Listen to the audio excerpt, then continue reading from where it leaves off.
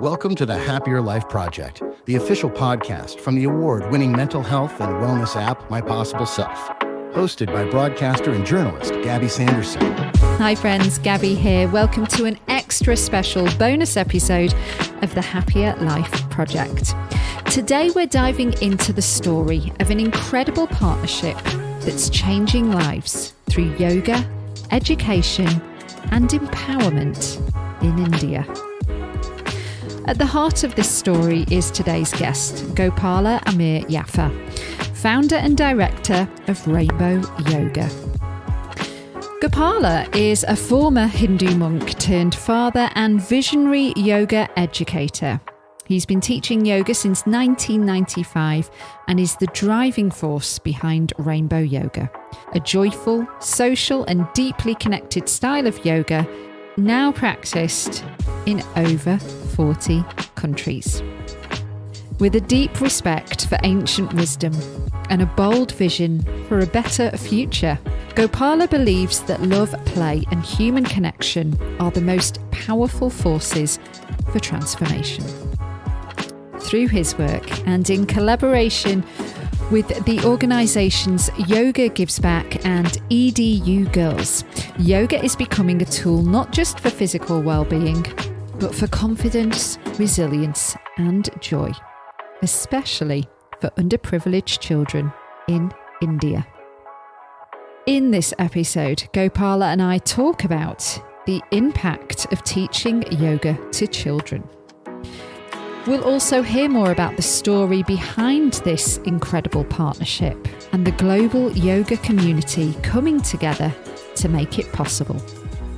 And make sure you listen right through to the end to hear an exciting reveal and for the ways you can support. So grab your favourite drink, get comfy and join us as we explore the magic, the heart and the power of yoga to transform children's lives.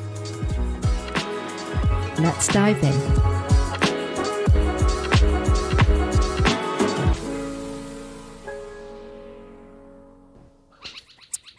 Oh, I can hear the birds in the background.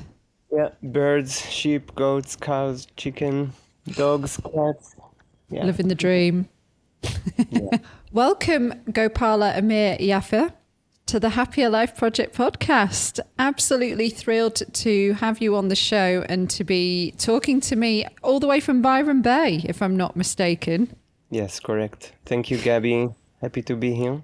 Yeah, well, I'm very excited to announce something later on in the episode, but I wanted us to start off with talking about this incredible partnership that is going to take place between three very good and noble companies, Rainbow Kids Yoga, Yoga Gives Back, and Edu-GIRLS. And before I actually get into that, I thought we could take a minute just to talk about Rainbow Kids Yoga and kids yoga in general. I mean, I am very passionate about yoga. I have trained with Rainbow Kids Yoga, but I'd love to hear, you being the founder, what you love about yoga and that what made you go into particularly working with children and then, you know, creating, I think, the biggest kids yoga company in the world. Yeah. Well, what I'm really passionate about is not necessarily yoga. I'm passionate about education and peace. And yoga is a tool to help us bring that about. So, you know, if we don't have peace inside of ourselves, if we are agitated, angry, frustrated, and so on, and we come back home, or if we are teachers, we come to the school, you know, the same energy is reflected to us by our loved ones or our students. So yeah, to make peace, we need peace inside of us. Peace is possible, and I do believe in it. And what I have learned through the years and have seen around me, it all starts with education. If we teach kids to hate, they will hate. And if we teach them to love and to be kind, this is what they will grow into. So if we want to make any change in the world, it starts with education. And this is exactly what all those three organizations that you mentioned are doing, and what we are doing in Rainbow Yoga. Really, we are here for nothing less than making the world a better place. Rainbow yoga, but also each one of us individually, each one of us in their own small way. Yeah. Yeah. Well, I mean, a couple of things. I think like anybody that loves yoga will agree that it does, you know, if you really embrace it, it does give you a lot of peace. And it certainly is wonderful for mental well-being as much as the physical benefits. But when you started Rainbow Kids Yoga, did you have any idea that it was going to grow and expand like it did? Was that always the vision?